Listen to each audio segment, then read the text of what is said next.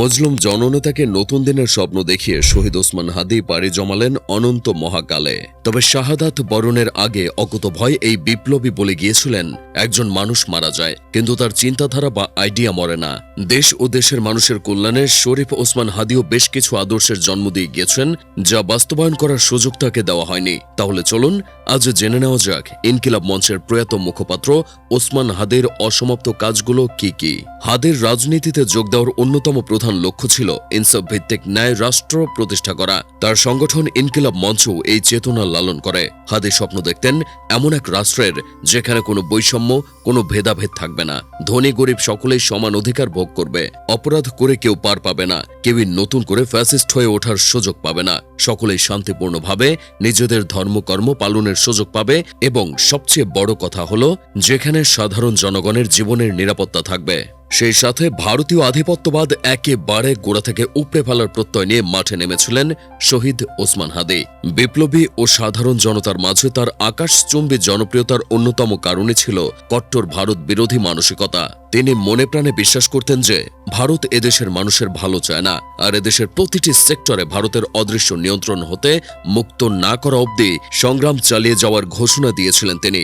অবিভক্ত বাংলা বা গ্রেটার বাংলাদেশ গঠন নিয়েও আশাবাদী ছিলেন ২৪-এর এই সাহসী যোদ্ধা। তাছাড়া মৃত্যুর আগে হাদী চিহ্নিত করে দিয়ে গিয়েছেন সেসব কালচারাল ফ্যাসিস্টদের যারা ফ্যাসিবাদকে টেনে ধরে রাখার মাধ্যমে এ দেশকে ভেতর থেকে দুর্বল করে দিচ্ছে।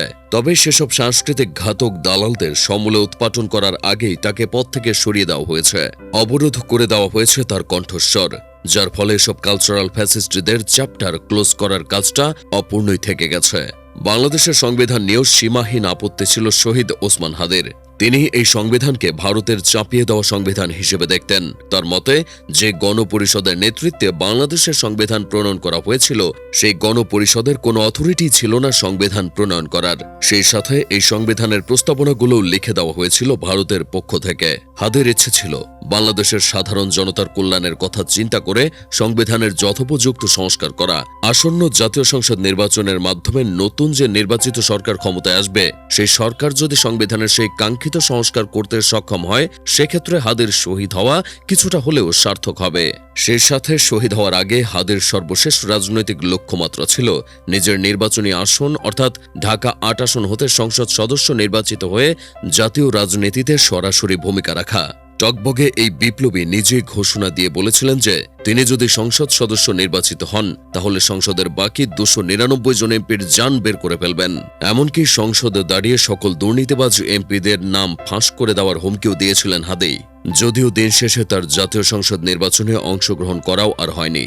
পাশাপাশি সেই দুর্নীতিবাজ এমপিদের নামও জনতা জানতে পারেনি। ওসমান হাদীর চলে যাওয়ার মধ্য দিয়ে সংসদে জনতার হয়ে কথা বলার সেই আওয়াজটা যেন চিরতরে নিভে গেল। দিন শেষে হাদীর অসমাপ্ত আদর্শগুলো পূরণ করতে কতটা সফল হবেন তার বিপ্লবী সহযোদ্ধারা এবং দেশের রাজনৈতিক দলগুলো সেই আদর্শগুলোকে কতটা ধারণ করবে, সেটাই এখন দেখার বাকি।